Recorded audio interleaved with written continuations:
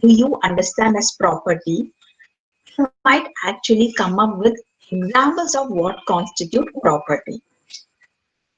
For example, your house or your home is your property. Books that you own are your property. The pen that you write with is your property. The trees that are in your home, that is also your property. And your animals, your pets, they could also be your property. So property basically is something which is of value to you. Not that everything of value is property. For example, I would value my parents and my parents would value me. I am not their property, or neither are they my property. So property, one of the ingredients is that it should have a value. But it is also essential that when you say something is your property, you are able to buy and sell, otherwise transact on it. For example, you might buy books, tree you might buy sapling, or you might buy timber. Otherwise, don't buy a tree as such. Then, if you are familiar with systems like there's a mangrove or a garden or an orchid where you have mangoes, you might, when it ripens, you might give it for lease to someone to take all the mangoes. You might not want to consume everything. So, property is something which is of a value to you, which can be monetarily assessed. It has a value, and because it is of value to you, it is also value to others, and you can transfer and transmit on this. So, this is what essentially constitutes a property. It's also a feature of property that if you have something, you can also destroy it. For example, I have a book. Once I finish reading, I understand it's very bad. I want to burn it. My book, I am burning. Or my house, I can destroy my house. Tree, I can chop it down. So it is also essential that when you say you have a property, you also have the right to destroy it. Just like your old pen you discard after you just don't want it anymore. Old phones, you might be reselling them or just throwing it at a corner of your house. So property essentially means that it has value, it can be transacted, you can sell or give it for rent, in any other way you can transact, and you can also destroy it. So this is essentially what constitutes property. Now we will move into the question of what constitutes intellectual property. Now there are two terms. First is intellectual. Intellectual means nothing but creation of your mind or your brain. So every time you put your brain into use, you come out with certain output. For example, I am thinking something and I am processing it and it's coming out as words. So subconsciously, I am picking out which words I should be using. So it is an intellectual process that happens inside my head. So these intellectual processes are able to produce property. Property exactly as we saw in the earlier slide. So with the help of my mind, I am able to create certain kinds of property. This property is what is called as intellectual property. Property which I create as a consequence of my mental activity or my intellectual activity. This is the most simplest understanding of intellectual property. You don't have a definition for intellectual property, and in India you do not have a law called intellectual property. Intellectual property is more like a basket of fruits, which you might have apples and oranges and grapes and watermelon, which means they are different. Apples are different from oranges, different from mangoes, different from watermelon. They all are fruits. So intellectual property is like fruits. You have n number of different components. They are essentially different. Still, they can be classified together as just like fruits are classified together.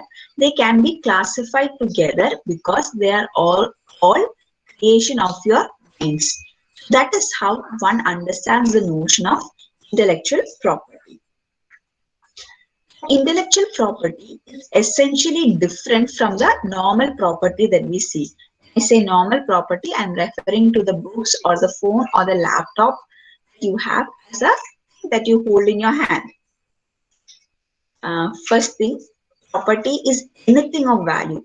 Like I said, anything can be your property, but it is a value and it can be transferred. You can hold it forever. Means, think of the house that you are living in. House could have been made by your grandfather. It was subsequently transferred to your father. It might be subsequently transferred to you. After you, it can go into your heirs. So, as long as you want, if you want, you can sell the house.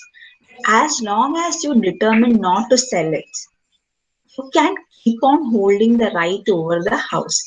It means that the right is forever. In legal terms, you call this perpetuity, perpetual right. Unless and until you determine you don't want this, you can hold it forever. And the last one is tangibility. During the introduction talk, your teacher was mentioning about intangible property. Now, the normal property is tangible. Tangible means you can touch. Through your senses, you can perceive them, you can feel them, you can hold them. So, tangibility is an essential aspect of the normal property that you see. Your laptop you can touch, your water bottles you can touch. So, tangibility is also a common feature of most kinds of property. But when we come into IP, there are not everything of value can be IP. There are 8 kinds and only 8 kinds of IP recognized in India. So, if I want to protect something which I create out of my intellect, the creation, the product of it has to fall in one of these 8 categories. If I am not able to put it in one of these 8 categories, then I cannot protect it in India. When we go into the different kinds of IP, we will look into a couple of examples which cannot be protected also. The next one is every IP is time specific, which means that you cannot hold it in perpetuity, just like your land or your house, which can be transferred from X generation to moving on to N number of generation. That cannot happen with intellectual property rights. Most intellectual property rights are time specific. You might have heard of patents. Patent is available only for a term of 20 years. When the 20 years expire, let's say on January 1st, I applied for a patent and I got the patent on January 1st, 2000. 20 years, I get the patent. So on December 31st of 2020, my patent will get over. So I get a patent only for 20 years. So from January 1, 2021, there is no more patent over what I have created. So most IP, I say most because this has certain exceptions. Most IP are held for a specific time. Like I said, patent is available only for 20 years. Most IP or all IP are intangible assets. Now, when I say intangible, you might find it a little confusing at the beginning. Let's take the case of any novel that you have read. Let's take the case of Harry Potter. So, when you buy a book of Harry Potter, a novel or a story of Harry Potter, the book you buy, you pay money for it, undoubtedly, and you are buying it. So the book, the thing which is transferred becomes your property. You can burn it, you can read it, you can tear it up, you can do whatever you want with it. But the story that is written on that book does not belong to you. The story that is written inside belongs to J.K. Rowling. That is called a copyright, which means that with the book which is tangible, you have something which is intangible, which you cannot perceive. You cannot separate it from your book. So you cannot touch a copyright, you cannot touch a patent. So in that sense, IP, all IP are intangible. You cannot touch them, but they are huge assets for your business. Now, if when we understand IP as products of our creative mind, there are basically four kinds and subsequently evolved four kinds of IP.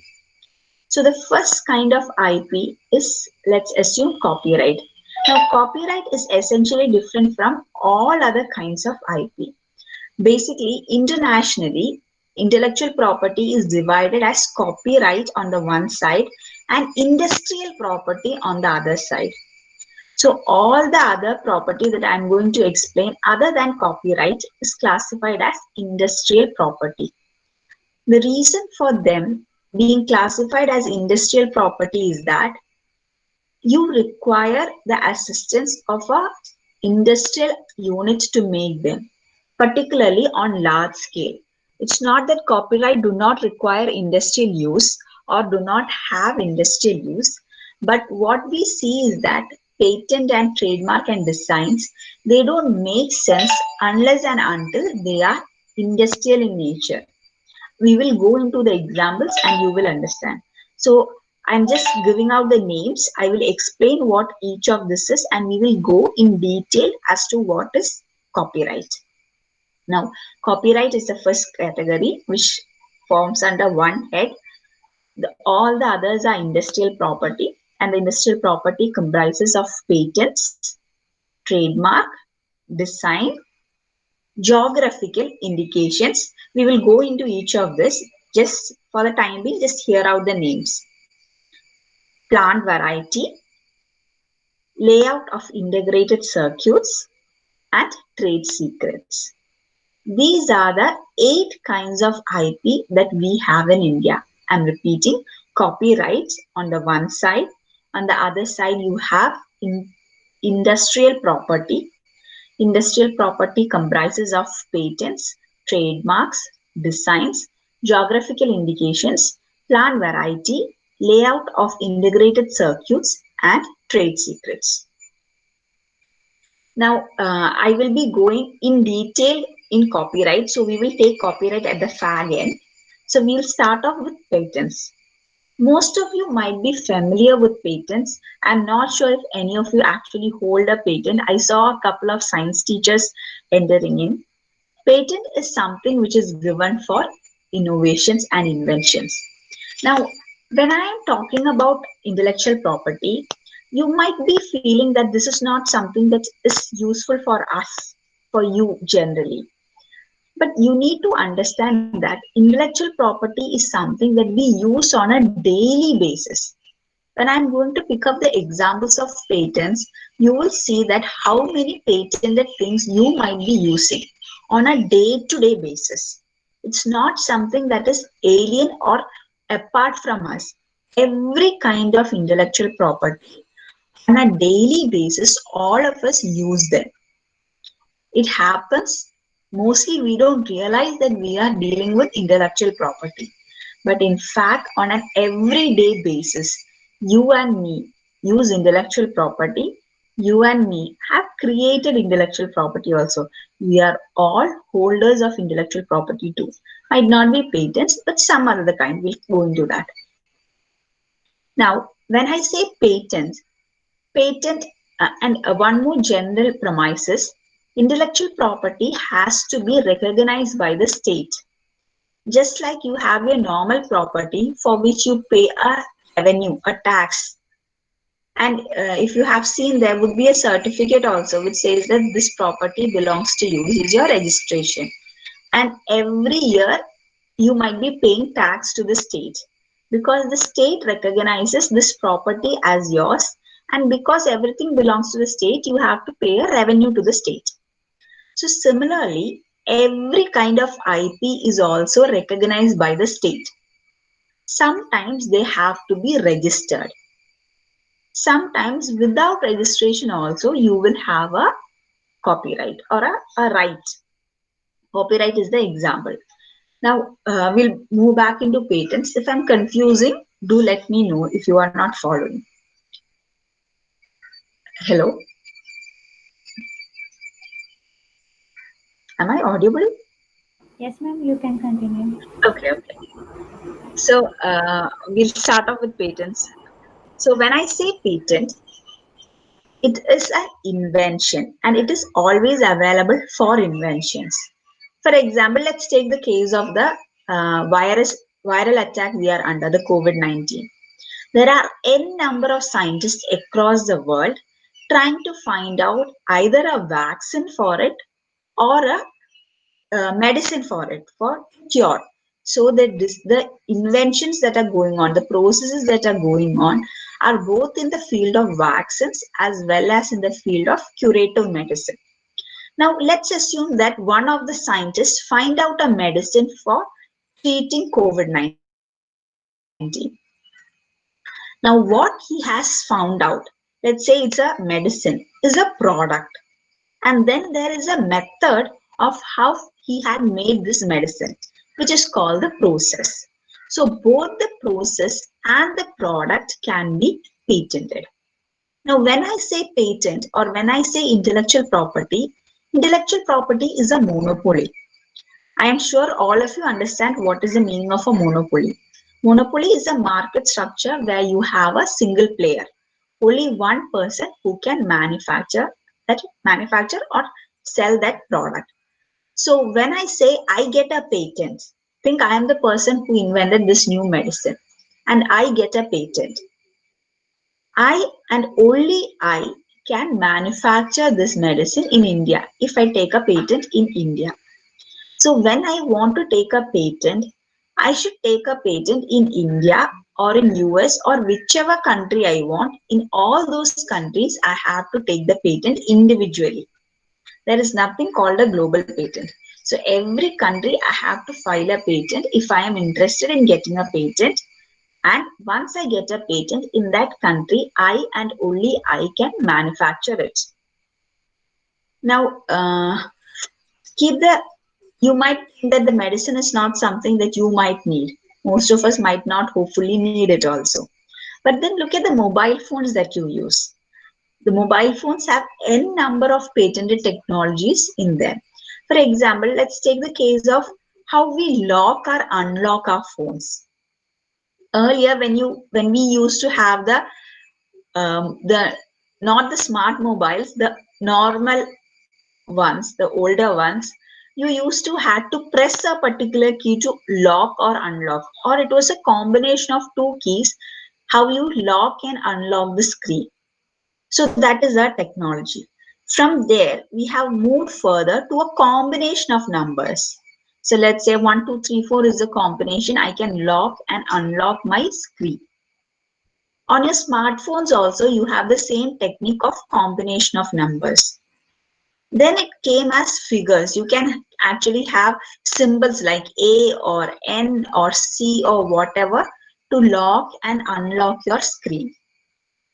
Then we have voice recognition technology. Today you have facial recognition technology.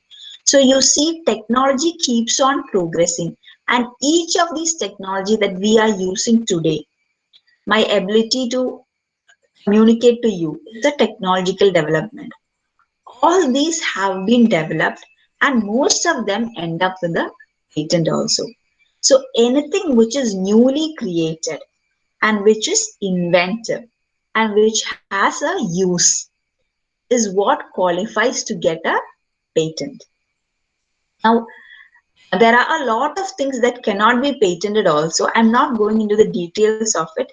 Hopefully, the second speaker will be going more into depth of patents. But what you need to understand it is there are certain fields of technology which have grown very much. For example, genetic engineering, where I can manufacture animals, plants, and even human beings. Human beings cloning is one method, and another method is mixing up of genes not to clone but to create an entirely new human entity. Now, with human experimentation of be it cloning or other kinds of human experimentation, there is an understanding in the globe that human life is very precious and it's unethical to tamper with human life for experimentation. So there is an understanding that we will not clone human beings and we will not do such kinds of experiments and researches on human beings. But that doesn't mean we do it or we do not do it with plants and animals. You see a lot of innovations or inventions happening in this area. Hybridization is one of such kind. We'll come into plant varieties a little later. So, with genetic engineering, what can be done is you are able to today identify genes which cause particular diseases. You can make medicines at a genetic level, which will affect at a genetic level. So there are researches going on to treat Down syndrome and such diseases which are at the very base genetic level, which can be curated. So patents impact our life on a day-to-day basis. Certain common examples of patent you would see is familiar with a paper clip, right? One that is it's very common. It's like a spherical thing which you put and you hold the paper together. At a point of time, that used to have a patent because of its shape. It's able to hold the paper. There are some paper clips that are like M in shape. They're also having patents or had patents. The safety pins that we use, the shoes that the athletes use, they have spikes. So where the spikes are put up, it's based on that the grip changes. So in each game, you would want a different kind of boat and a different kind of spike. So you are a athlete and your event is 400 meters. The spikes you would be using would be would be different from the one you would be using if you are playing tennis. So in everyday things that we see, you might find patent. The mobile phones, the laptops that we use, the medicines that we need, the TV, anything and everything that is daily associated with us can have patents. So we are essentially linked to patents in our daily life, though we do not realize the impact patent has on our lives. Next kind of IP is trademark. Trademark is then something which we use very commonly on a very regular basis, very powerful form of intellectual property. And what a trademark does is that creates a link between the manufacturer of the product and we, the consumers. Go for the examples to understand this triangular relationship. All of you are familiar with, will be familiar with all the trademarks I am showing. If you look at the first trademark, which is Kodak, if you think, you will understand that Kodak is a word that does not have any English meaning. You would have heard the phrase Kodak smile. That evolved out of the term Kodak. Kodak is an invented word. It doesn't have any meaning in English. It is an invented word solely for the purpose of identifying certain things. The moment I say Kodak, you might be thinking of a camera, you might be thinking of a studio, you might be thinking of the roll or negatives of the camera at a point of time. Apart from that, when I say Kodak, nothing else would come to anybody's mind. This is the power of a trademark, and this is what trademark does. The moment you hear about a trademark, you automatically link it to someone. You know it is their product. Apple. Apple is a red fruit. When I show you this apple, none of us might be thinking about the fruit, and immediately our thought process goes into electronics. First, Apple is a very powerful trademark on which electronics are built on. Then, Apple is a common English word, unlike Kodak, which has been totally created. Amazon. Amazon is the name of a river. When you see Amazon in this fashion, you only know of the internet platform where you can buy things. So, the moment you say Amazon, this particular image comes to your mind. And that is what makes trademark a very powerful intellectual property. Nike. Nike again is a combination. If I put Nike, or if I just show you the swish, which is the tick mark, or if I just put in the logo, just do it. people might be able to identify that it is Nike. So it is not even important that the whole mark be there. Even it can be split and used. People would understand it as a trademark. 501 is a number. 555 is a number. 3000 is a number. Numbers are something that belongs to all of us. When we are studying, we will be writing 101, 102, 103. When it comes to a bar soap, show you this particular image. You immediately know of one particular product and one particular product alone, which is a Newton bar soap. Walt Disney. Walt Disney again is a very powerful trademark. And when I show you Walt Disney, you might be thinking about Mickey Mouse, you might be thinking about Minnie Mouse, you might be thinking about the Walt Disney Castle. I am sure none of you thought about Walt Disney, the person, the name of the person, subsequently converted into trademark. So what trademarks does is that they link product in the mind of the consumer, they link the product to the manufacturer. So when you say this particular name, you know it comes from a particular person. For example, you buy Coca-Cola in India, you go abroad, you buy Coca-Cola, let us say from Dubai, you know that the Coca-Cola in India and the Coca-Cola in Dubai are essentially coming from the same person. In mind, they would taste different. In spite of that, you know it comes from the same person. Trademark, again, slightly different from patent. Patent, I told you earlier, is very limited, is available only for 20 years. Trademark, on the other hand, you will see business houses which were established in the 1600s, 1700s. Disney was established in the beginning of the 20th century, which means it has been there for over 100 years. So, unlike patent, trademark is able to survive for a much longer period of time. So, as long as you are using this trademark can survive. So, it is possible for a trademark to be a protection which is in perpetuity, similar to your normal property. That is the speciality of trademarks. The next kind of IP, which is again very essential for our day-to-day lives. Before moving into design, day-to-day life also we are very much associated with trademarks. I'm not sure how you buy your phone. I know a generation, a parents' generation, they would say they want to buy a car, they would prefer Maruti. You want to buy cosmetics, you might prefer one company.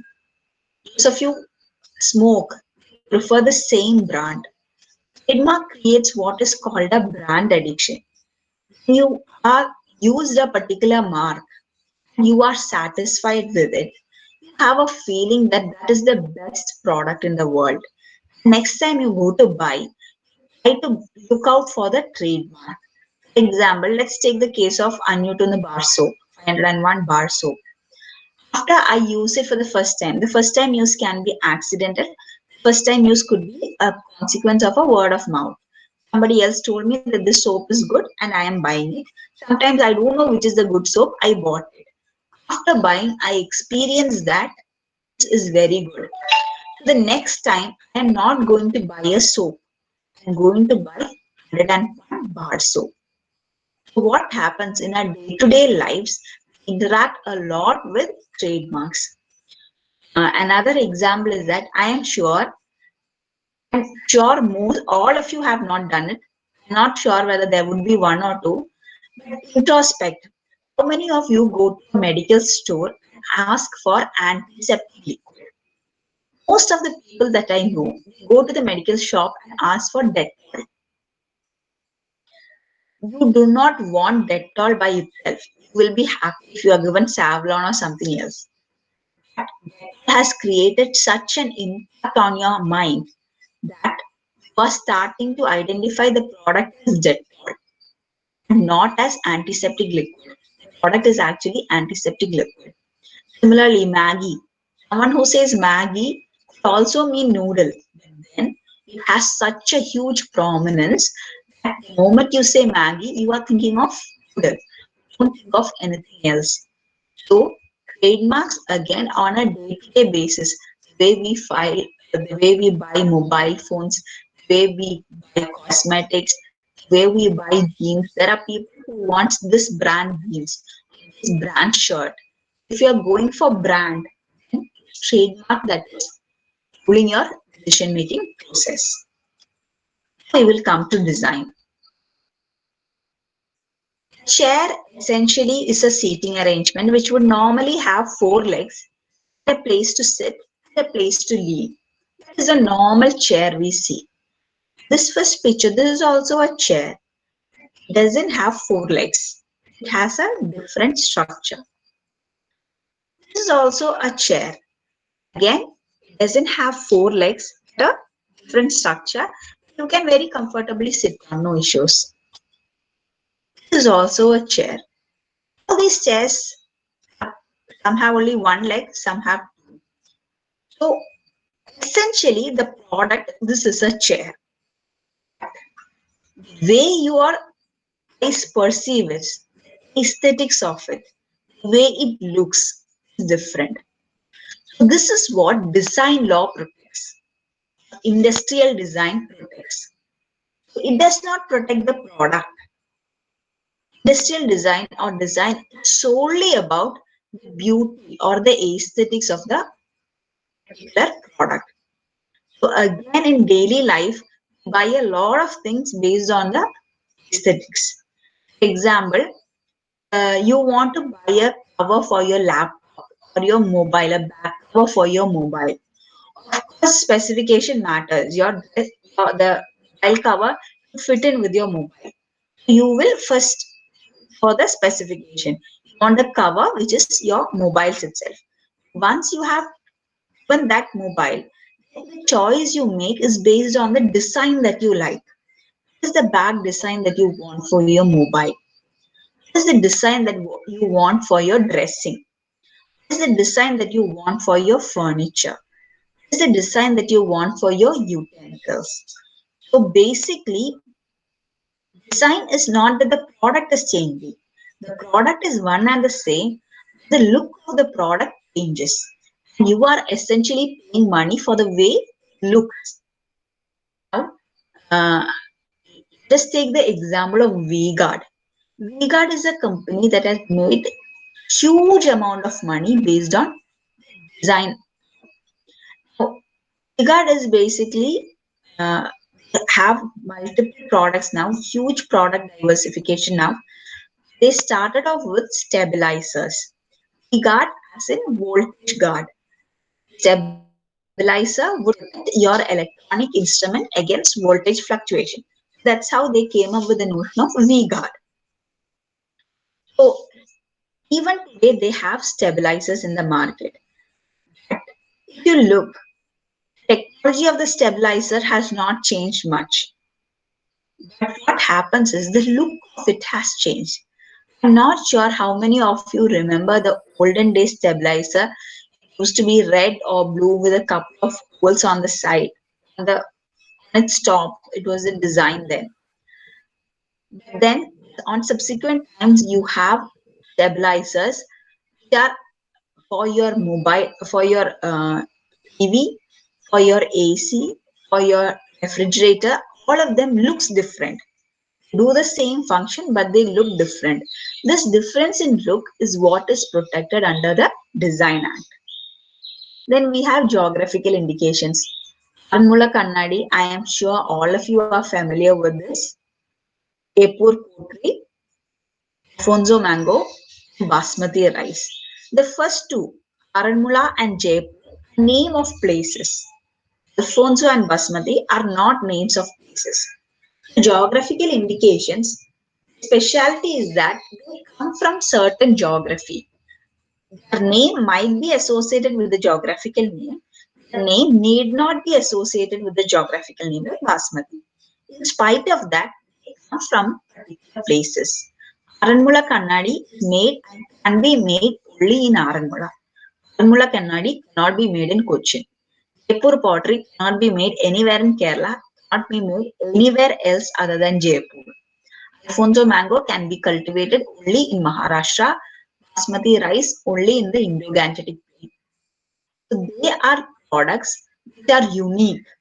The uniqueness is because of their link to some geography. Because of this, there are very limited number of products that would be available, even if it is agriculture or manufactured. And because of their uniqueness, they are very highly priced. For example, Aramula Kannadi. Very small mirror will cost you around 2000 rupees. We on a daily basis don't use it. You use it only for auspicious occasions. As a symbol of auspiciousness. Don't use it as a mirror on a normal day basis. So these are unique products, premium products which come out with a premium price. Another example is Darjeeling tea. Half of the Darjeeling tea you see in the market are fake ones. Original Darjeeling tea can be made only by 80 estates and 99% of it goes into export. Huge money because of the limited supply is able to provide. Demand is always very high. What is geographical indications? We have plant varieties. This is the varieties of snake plant, money plant. This is the normal plant we see in a backyard. I'm not sure what its name is. You have seen bougainvilleas of different colors. This is what is called plant variety. One color, different color would be a different variety. We have brinjals, the green elongated ones, purple small ones, the purple round ones, bigger ones. All of them is different. Brinjal, all of them look different. The plants also look different. These are called varieties of plants. These varieties are made mostly by hybridization and such technologies. And now in the contemporary times, it's done using the genetic engineering technology. The rice that we eat on daily basis, Jaya, Surega, Ayaret, are all hybrid varieties, plant varieties that has been systematically created by farmers over time. It could be farmers, new ones, the biotechnology based ones are being created by scientists, not actual farmers. They are called breeders actually. Now there is a lot of experiments and research going on in this plant variety area also. One of the major ones I know is, you are familiar with firefly, right? Minna minima has what is called bioluminescence. Bio, it has light. So there is research going on to identify the gene of the firefly, which gives this bioluminescence, to put it in plants so that your plant will glow. So it's huge ornamental value, plants that glows. So there's huge research going on in plant variety, and plant variety again is something that we interact and see on a daily basis. Look at the plantains that we have in Kerala. Param, the variety of it that you have, are all plant varieties.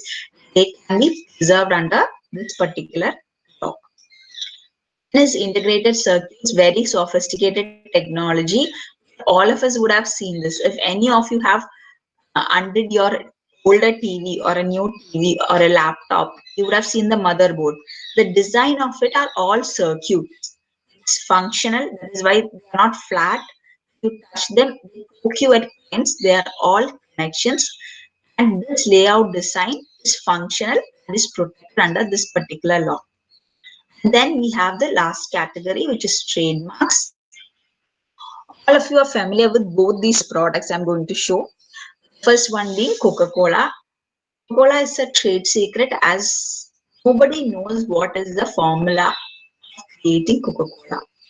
And it is the ability of Coca-Cola Corporation to keep it in secret, gives them the value, money for their product. The same with KFC. The herbs they use, you might be able to identify the herbs, the composition and combination in which the herbs are used. It's kept trade secret, which gives them a added in the market, because they become very unique products because of their taste, which others are not able to replicate. This is trade secret. I know something, I am keeping it in a secret so that others will not be able to know how I do my things. My secret is protected by the law. So these are the 7 varieties of intellectual property. The 8th one is copyright, where we will go slightly in depth because next presenter will be taking on all other property in depth. Copyright, unlike other kinds of property which are all industrial in nature, you cannot make one bottle of Coca-Cola. You want to make it at an industrial level. If you invent a new medicine, you don't want to make the medicine solely for your consumption. You want to make it available throughout the world. So every other kind of intellectual property that we looked into essentially is industry driven. You need an industry, you have an industry, and it is for the purpose of that industry those property rights involved. Copyright is very different. Copyright is given for works. I will go into what are the categories of work. They're very specific. First thing you have to notice, let's say I slept, I had a dream of a fabulous idea of a new story, a story that no one has so far heard, a new idea of how to make something. Now, first thing we have to notice that however great your idea is, yes, yes, Miss, can you speak on the classroom? Should I attend your call? Okay, you can continue, ma'am. No, it's okay. Okay. I have time up to 11:30, right? Yes. Yes. Copyright, however great the idea be, ideas cannot be copyrighted. I will come into concrete examples. In the first part of the lecture, I did mention that whenever I am putting my intellect to use, I am thinking of which words to pick, and based on that, I am expressing myself. If somebody else is taking the same lecture, they might be saying it in a different manner. They might be using words of their own, different from what I am using now. So, this is what is called expression. And what I am saying, the content of it is called the idea. Complex. Let me try to explain it in a different way. The Harry Potter book that we were talking about, every book has a idea as to what or how the storyline should go. And then you have the whole book itself, which is written down. So every work that we come across has the concept of both this idea and an expression. The ideas cannot be protected by copyright. Let's take an example of a story. Let's say the boy is from a upper class or a particular place in India or a particular religion. The girl coming from a different religion or a different economic background or a different part of India. Essentially, there are social, cultural, or economical difference between the two partners. They fall in love, they want to get married, parents oppose. Two options, they decide to die together or they decide to live, and at the end of the day, parents are happy and everyone comes together.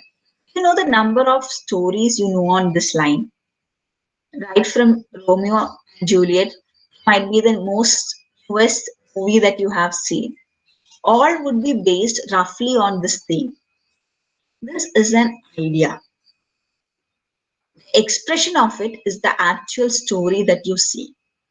And ideas cannot be protected, and copyright protects only expressions.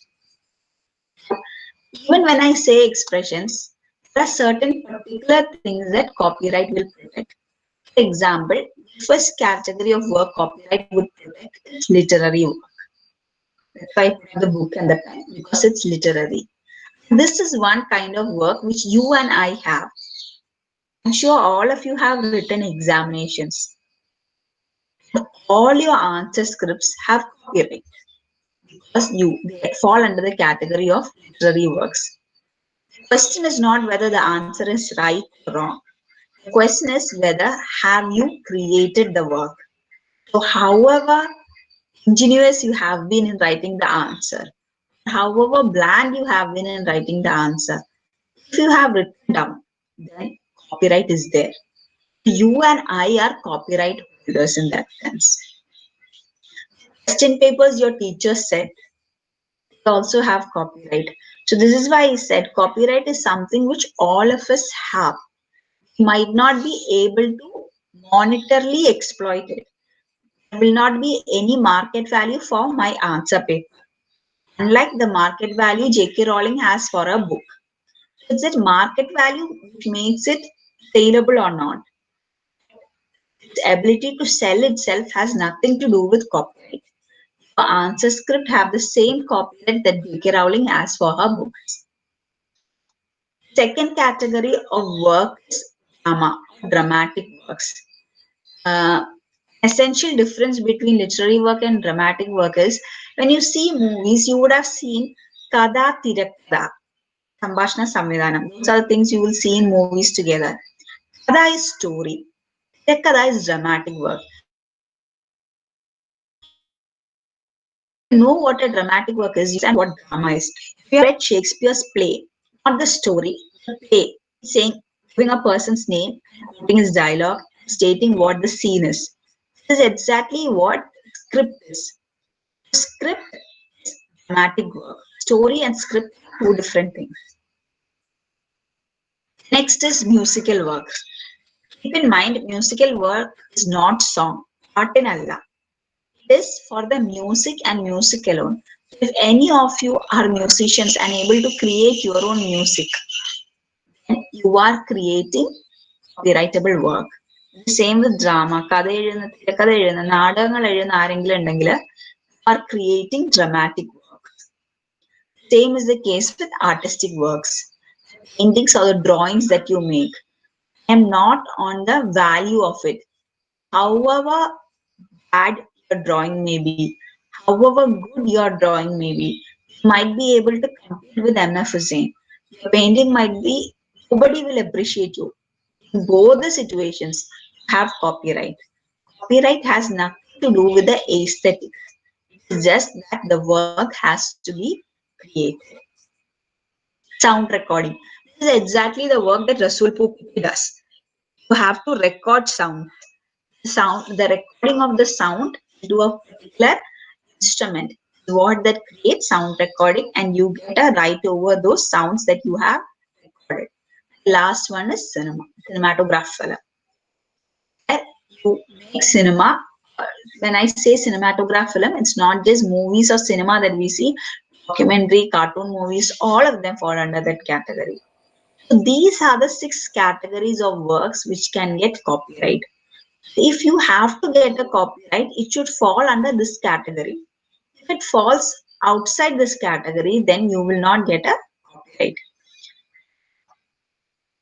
Next is, how long will you get a copyright?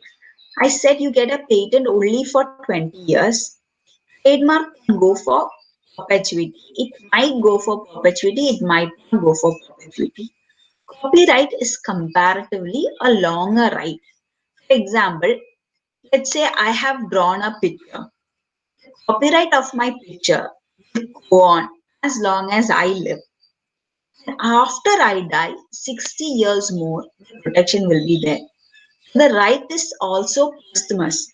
After I die, my heirs will be able to exercise my copyright.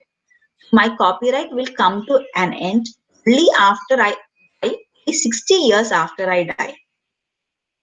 It has 2 exceptions. For cinema and sound recording, there is no concept of life. It is only 60 years. So the cinema that is made in 2020 will, its copyright will expire in 2080. It has only 60 years life. Now, what does copyright do? The terms are all technical. You don't have to bother about the technical terms. Just take the examples of what we do on a day-to-day basis. Okay. There be anyone in this classroom who has not downloaded a song or a movie, at least the article for you to study. There will not be. You would have either downloaded a song or a movie or at least something to read. Okay. Now, when we do that, what exactly are we doing? We are making a copy of something that is served in some server into our system. Right? This is called reproduction. You are making a copy. When you are uploading your photo into Facebook also, you are doing the same thing. You are making a copy and saving it on Facebook server. You already have the photo on your phone and you are making a copy of it. So if only if you are the author or the owner of the copyright can you make such copies. Communication, again, when it comes to digital technology, communication, distribution, and reproduction are all the same rights. I took a photo, only I can share the photo with others. So with whom I share the photo, it is on me. When I put it on Facebook, I'm sure none of you would have read. There's a point that you say, I agree, Facebook. I'm sure none of you have read it. It says that you are giving a license to Facebook, exclusive, non-exclusive, throughout the globe license to use your photos. So the photos you use on Facebook, when you Google, you might see it elsewhere. Google, it would come because Facebook has a license to use your photos. You have given that license knowingly, unknowingly. So this is communication. You are giving copies to be communicated to others. Adaptation is again J.K. Rowling's book getting converted into movie. The movie, any of the movie. You see slight changes. If you have noted, the script of the movie would not be written by J.K. Rowling. It would be written by somebody else. This is called adaptation from one form to another. All these help you get money. All these rights help you get money. Most of us don't make money out of it because we are not in the business of doing it. This is why. But if you are an author who is in the business of making your livelihood on your stories, say example, um, any author that you know of, Mukundan or Meera, life, they might be teachers somewhere. If they are teachers, then their livelihood is not purely on the selling of the book. Otherwise, you are an artist. Your whole livelihood is on the basis of selling of your book. If you are an author, so economic rights are those rights which help you make money.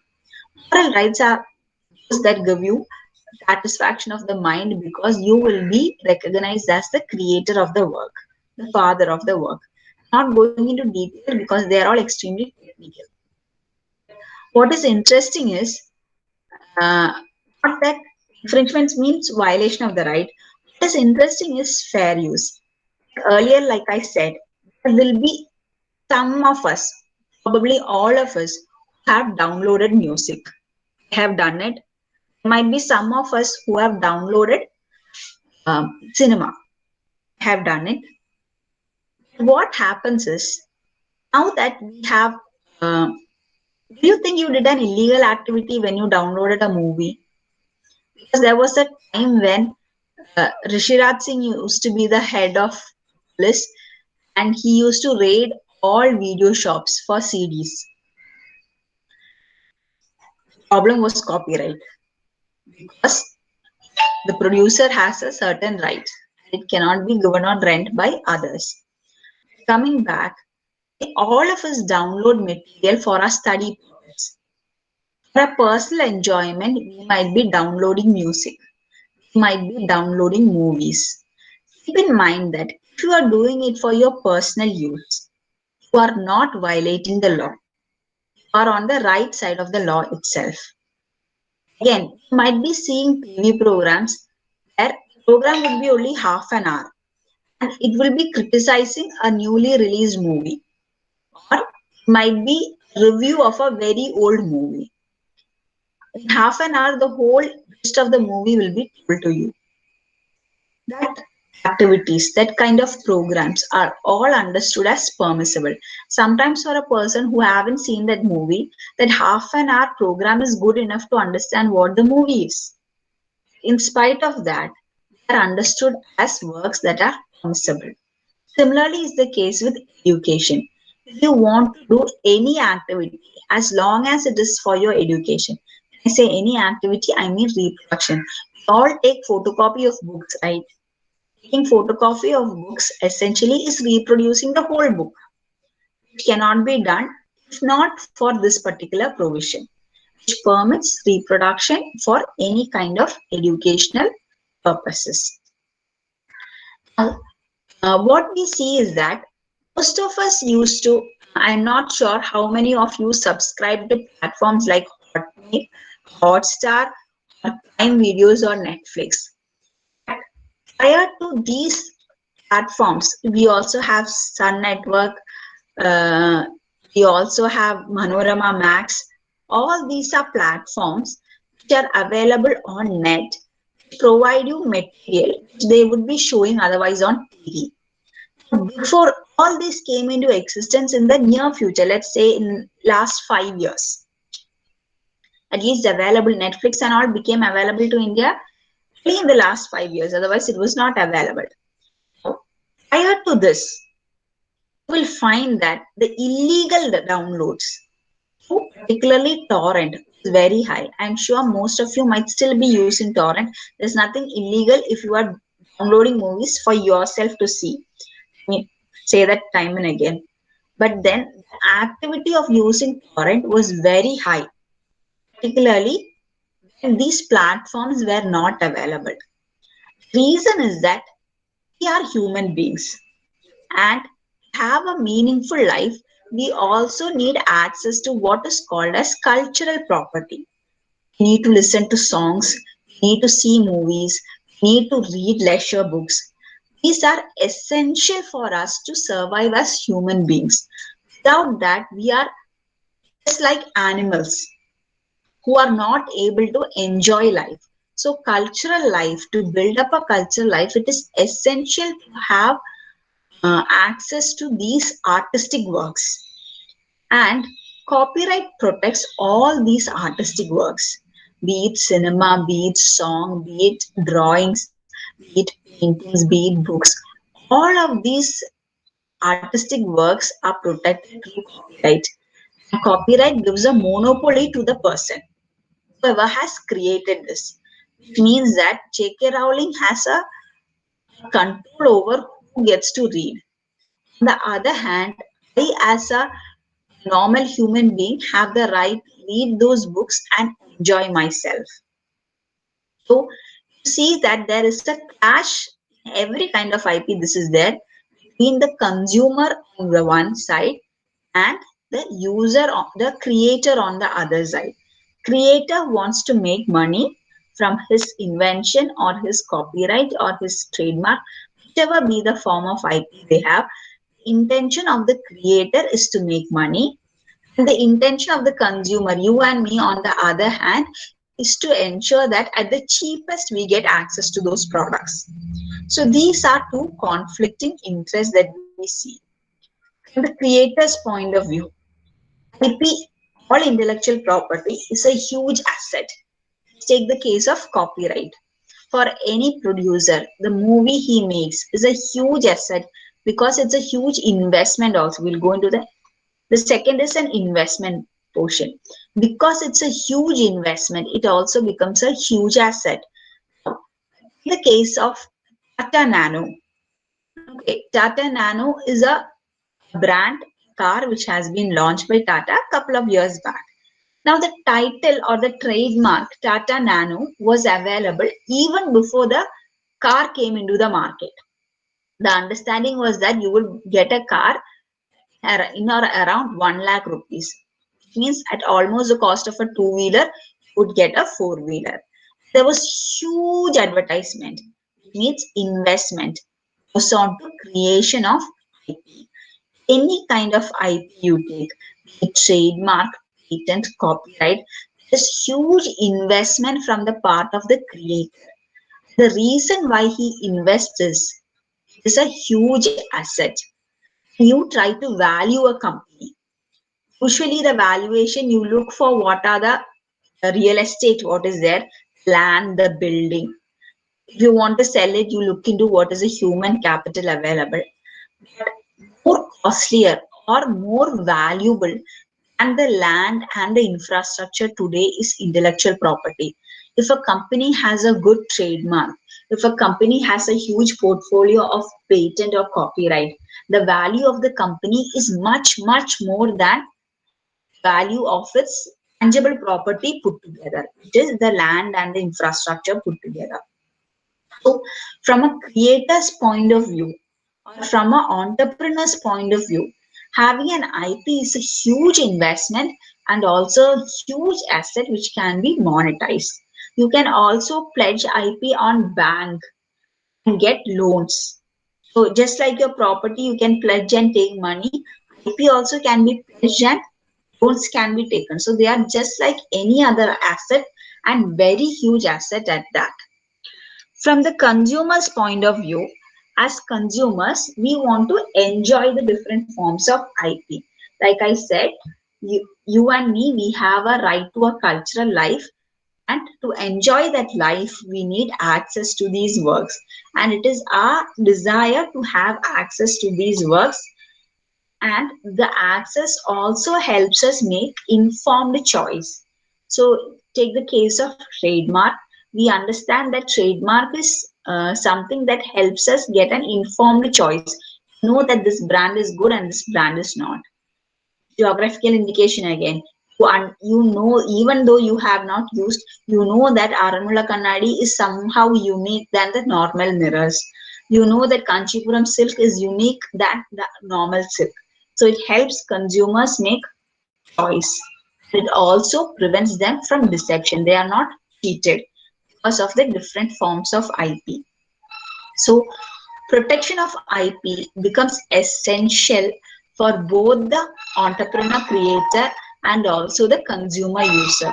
So as students and as teachers who create IP, who use IP on a very day-to-day basis, we need to understand and analyze how we are using this IP, whether we are using it in the right sense, in the right fashion, and also are we enjoying the usage of it in the right manner.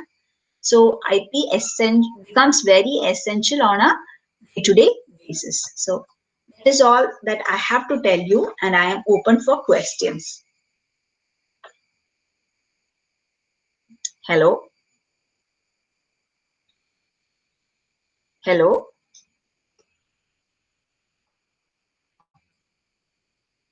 Hello, ma'am. Yeah. If there are any clarifications required, I could. സ്റ്റുഡൻസിന് ആർക്കെങ്കിലും എന്തെങ്കിലും ചോദിക്കാനുണ്ടെങ്കിൽ ചോദിക്കാം. അതല്ലാന്നുണ്ടെങ്കിൽ mic unmute ചെയ്തിട്ട് ചോദിക്കുക, ഇല്ലെങ്കിൽ chat ബോക്സിൽ type ചെയ്താലും മതി. ചാറ്റ് ബോക്സിൽ എന്തൊക്കെയോ കുറെ മെസ്സേജ് ഉണ്ടല്ലോ. അത് അവന്റെ പാർട്ടിസിപ്പൻസ് അത്രേ ഉള്ളൂ. Okay okay. പറഞ്ഞ എല്ലാവർക്കും എല്ലാം മനസ്സിലായെന്നാണോ?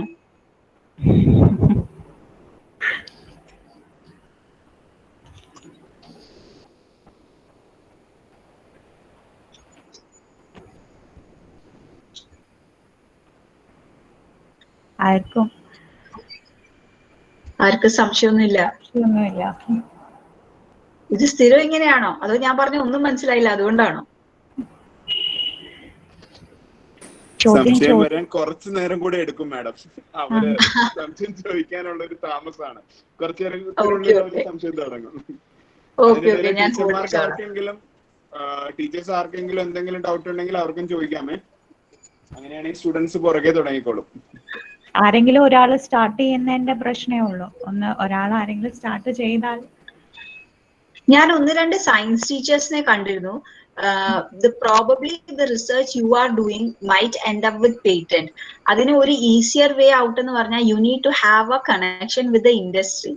ഇൻഡസ്ട്രിക്ക് ആവശ്യമുള്ള, നമ്മൾ വർക്ക് ചെയ്യുന്ന ഏരിയയിൽ ഇവിടെ അടുത്തുള്ള ഇൻഡസ്ട്രിക്ക് ആവശ്യമുള്ള എന്താന്ന് അറിഞ്ഞിട്ട് അതിനനുസരിച്ച് റിസർച്ച് ചെയ്യുകയാണെങ്കിൽ we might be able to get patent. Patent മാത്രമല്ല, പേറ്റന്റ് കിട്ടിക്കഴിഞ്ഞാൽ നമുക്ക് ഇത് ഈ കമ്പനീസിന് ലൈസൻസ് ചെയ്യുകയും ചെയ്യാം.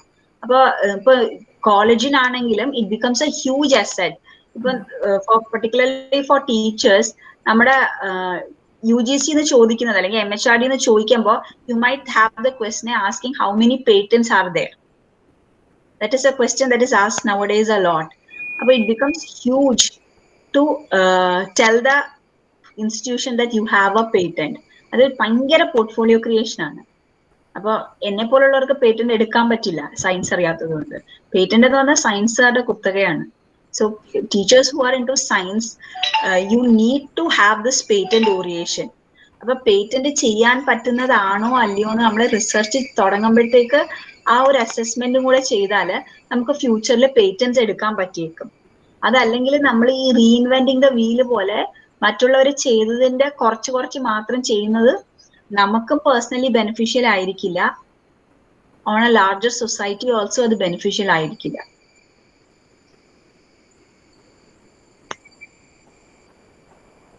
ഓക്കെ,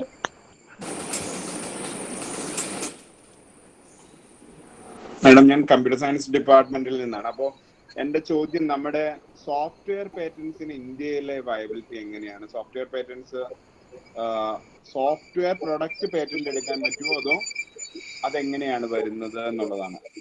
ഓക്കെ, സോഫ്റ്റ്വെയർ കോപ്പിറൈറ്റും ചെയ്യാൻ പറ്റും, പേറ്റന്റും ചെയ്യാൻ പറ്റും. അപ്പോൾ ചെയ്യുന്നതെന്ന് പറഞ്ഞാൽ നമ്മൾ ഡെവലപ്പ് ചെയ്യുന്ന ആപ്സ് ഉണ്ടല്ലോ, ആപ്ലിക്കേഷൻസ്, അതായത് ഒന്നിലധികം സിസ്റ്റത്തിൽ വർക്ക് ചെയ്യും. ആ സിസ്റ്റവുമായിട്ട് ബന്ധമില്ല എങ്കിൽ അതിന് കോപ്പിറൈറ്റേ കിട്ടുള്ളൂ. അപ്പൊ നമ്മൾ ഈ പ്ലേ സ്റ്റോറിൽ നിന്ന് ഡൗൺലോഡ് ചെയ്യുന്ന ആപ്ലിക്കേഷൻസ് എല്ലാം കോപ്പിറൈറ്റബിൾ ആണ്. അതേസമയം ഈ സിസ്റ്റം നമ്മൾ ഓൺ ചെയ്യാനായിട്ട് ഇതിനകത്ത് ഇൻബിൽഡ് ആയിട്ടുള്ള സോഫ്റ്റ്വെയർസ് ഉണ്ടല്ലോ, അതായത് ഹാർഡ്വെയറുമായിട്ട് ലിങ്ക്ഡ് ആയി കിടക്കുന്ന സോഫ്റ്റ്വെയർസ്, ആ സോഫ്റ്റ്വെയർ നമുക്ക് പേറ്റന്റ് ചെയ്യാൻ പറ്റും. സോഫ്റ്റ്വെയർ ആയിട്ടല്ല പേറ്റന്റ് ചെയ്യുന്നത്, നമ്മൾ ആ ഹാർഡ്വെയർ പേറ്റന്റ് ചെയ്യുമ്പോൾ അതിന്റെ ഭാഗമായിട്ട് സോഫ്റ്റ്വെയർ പോകും. So you need to have a unique or a new hardware which is patentable. ആ ഹാർഡ്വെയറിന്റെ കൂടെ ഈ സോഫ്റ്റ്വെയറും പേറ്റന്റ് ചെയ്ത് പോവാം. അല്ലാതെ സോഫ്റ്റ്വെയർ ഒറ്റയ്ക്കായിട്ട് നമുക്ക് പേറ്റന്റ് ചെയ്യാൻ പറ്റില്ല. ഓക്കെ, അത് തന്നെയായിരുന്നു മാഡം ഞങ്ങളുടെ സംശയം. കാര്യം ഒരു സോഫ്റ്റ്വെയർ ഡെവലപ്പറെ സംബന്ധിച്ചിടത്തോളം കോപ്പിറൈറ്റ് മാത്രമേ ഉള്ളൂ, ഒരു പേറ്റന്റ് വർക്കില്ല. അപ്പൊ അവരൊരു ഡ്രൈവർ ഡിസൈൻ ചെയ്താൽ പോലും, എന്ന് പറഞ്ഞാൽ ഹാർഡ്വെയർ റൺ ചെയ്യുന്ന ഡ്രൈവർ ഡിസൈൻ ചെയ്താൽ പോലും ഹാർഡ്വെയർ ആരാണോ ഉണ്ടാക്കിയത് അവർക്കേ പേറ്റന്റ് വരുന്ന സ്റ്റാറ്റസ് വരുവുള്ളല്ലോ. ഉള്ളൂ.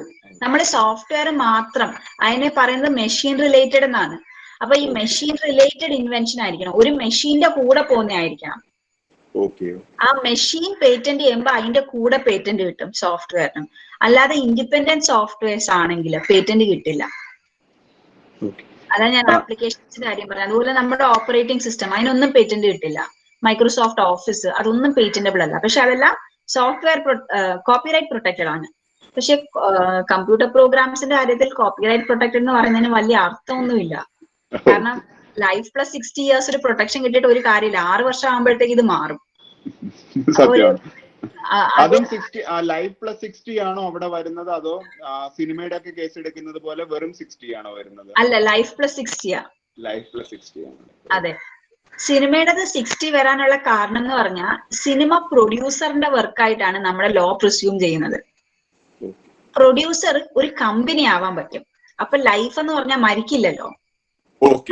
മനുഷ്യൻ ക്രിയേറ്റ് ചെയ്യുന്നതിന് മാത്രമേ ലൈഫ് പ്ലസ് 60 എന്നുള്ളൂ. അതുകൊണ്ടാണ് ലിറ്റററി, ഡ്രാമാറ്റിക്, മ്യൂസിക്കൽ, ആർട്ടിസ്റ്റിക് ഇത് മനുഷ്യന് മാത്രമേ ക്രിയേറ്റ് ചെയ്യാൻ പറ്റൂ എന്നാണ് ലോയുടെ പ്രിസംഷൻ. AI വരുമ്പോ ഭയങ്കര ബുദ്ധിമുട്ടാണ്. നമ്മുടെ ഇവിടെ AIയുടെ പ്രോബ്ലംസ് നമ്മൾ കണ്ടിട്ടില്ലാത്തതുകൊണ്ടാണ് നിയമം മാറാത്തത്.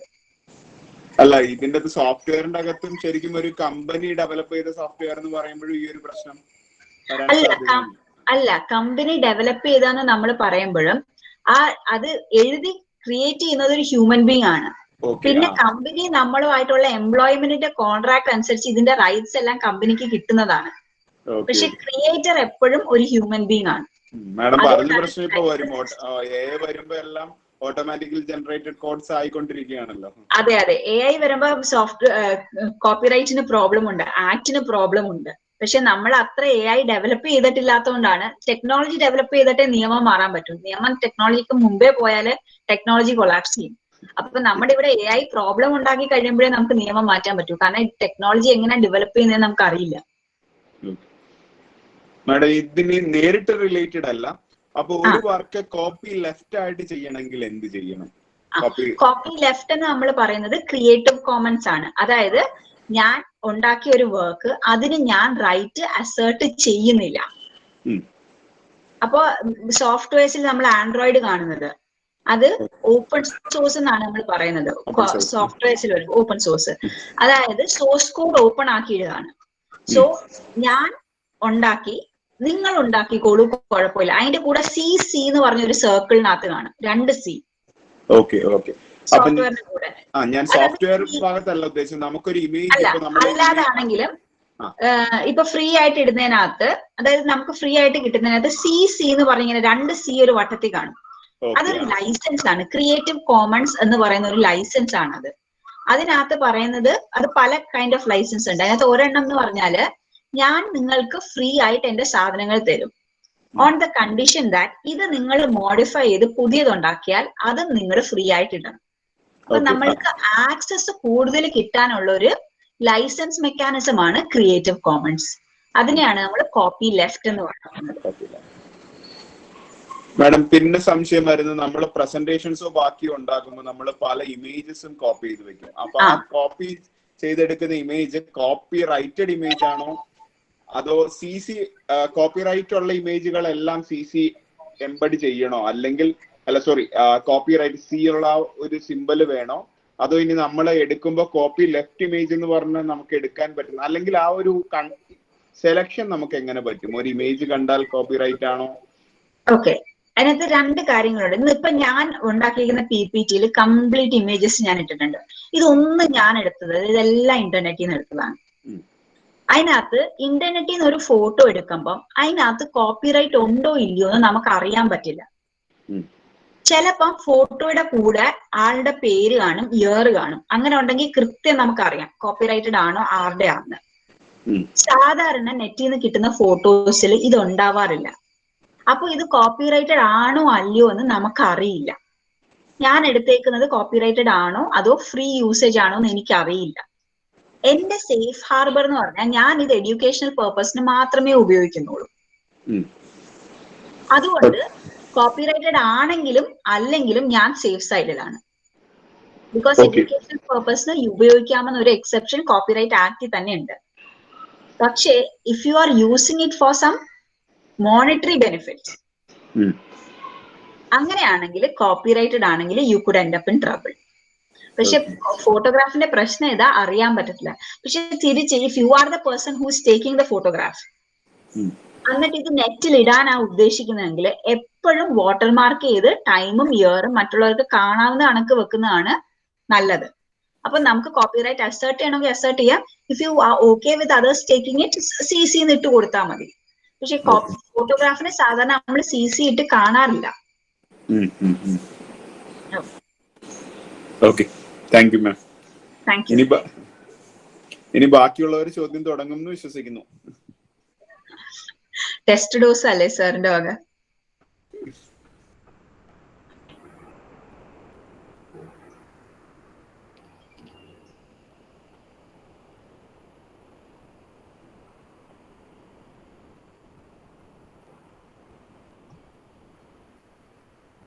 ആർക്കും ഒന്നും ചോദിക്കാനില്ല.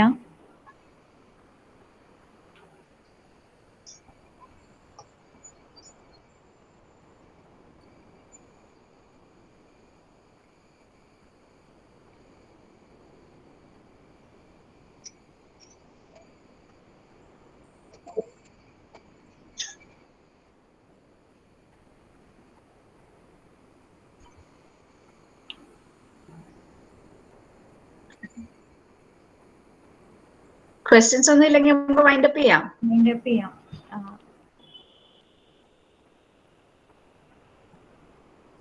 മാം, ഒരു ചാറ്റ് ബോക്സിൽ ഒരു ഇത് വന്നിട്ടുണ്ട്. ഒരു ക്വസ്റ്റ്യൻ ആണോ? Can we use the image from Google as YouTube thumbnail? Thumbnail ആയിട്ട് യൂസ് ചെയ്യുമ്പോൾ യൂട്യൂബ് ചാനൽ മണി ഉണ്ടാക്കുന്നതാണെങ്കിൽ ബുദ്ധിമുട്ടാവും. If your YouTube channel is making money and you are put somebody else's thumbnail, ആ തംബ്നെയിലിന് കോപ്പിറൈറ്റ് പോസിബിൾ ആണ്. അങ്ങനെയാണെങ്കിൽ യൂട്യൂബിൽ നിന്ന് കാശ് ഉണ്ടാക്കുന്നുണ്ടെങ്കിൽ you could end up with copyright litigation. അതല്ല എങ്കിൽ കുഴപ്പമുണ്ടാവില്ല. മിനിമൽ യൂസ് ആയിട്ട് അവർ തള്ളിക്കളയും. കാശ് ബേസിക്കലി പ്രോപ്പർട്ടി എന്ന് പറയുന്നത് നമുക്ക് കാശ് ഉണ്ടാക്കാനുള്ള ഒരു മെക്കാനിസം ആണ്. So if we are making money out of somebody else's property, then they will have a problem. If your activity is not a monetary based activity, they usually don't challenge your action.